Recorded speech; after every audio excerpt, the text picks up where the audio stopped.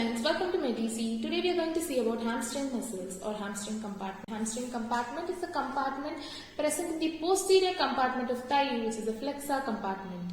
So hamstring muscles are semitendinous, semimembranous, biceps femoris is long head, ischial head of the adductor magnus. These hamstring muscles have certain characteristic features which is applicable to all the hamstring muscles. The first one, they all arise from the ischial tuberosity.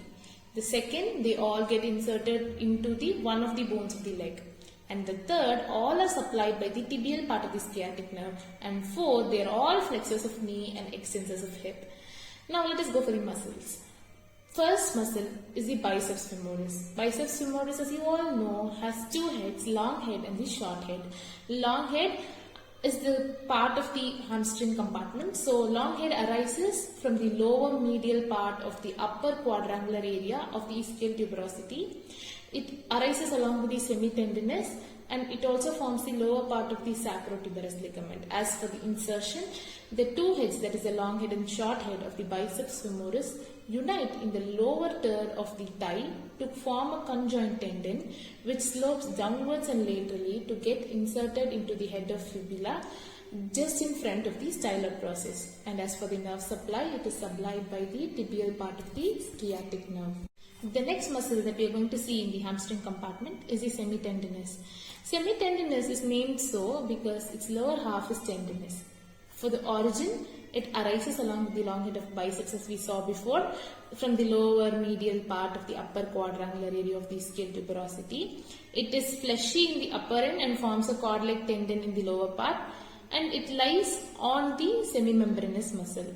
And as for the insertion, it is in the lower part of the back of the thigh. It converges and passes behind the medial epicondyle of the femur and curves downwards and forwards and gets inserted into the upper part of the medial surface of the tibia behind the insertion of serratorius and gracilis muscle. As for the nerve supply, it is again supplied by the tibial part of the sciatic nerve. So the next muscle is the semimembranous. Semimembranous is so called because this broad muscle is half membranous. As for the origin, it originates from the upper lateral part of the quadrangular area of the ischial tuberosity. It is membranous in the upper half and fleshy in the lower half. It lies deep to the semitendinous. As for the insertion, the fleshy part of this muscle converges to form a tendon. This tendon gets inserted in the horizontal groove in the back of medial condyle of the tibia. As for the nerve supply, it is supplied by the tibial part of the sciatic nerve. Ischial head of adductor magnus. This is the next muscle. This origin is from the inferolateral part of the ischial tuberosity and it gets inserted, that is they descend almost vertically downwards to be inserted into the adductor tubercle.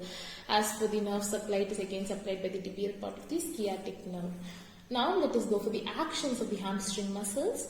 Hamstring muscles, they are chief flexors of knee joint and weak extensors of hip joint. However, these two actions cannot be performed simultaneously, as we all know. You cannot flex a knee and extend a hip at the same time. So now the hamstring muscle as the extensor of hip, while you walk in the flat ground, they give minimal activity to the gluteus maximus. When you walk in the flat ground, as being the hip extensor, they give minimal activity to the gluteus maximus. And the action of hamstring muscle restricts the range of motion of the hip flexion when the knee is extended. For example, when you touch the toe, it restricts the range of motion of the hip flexion. Now, the very important part, the clinical significance of the hamstring muscles.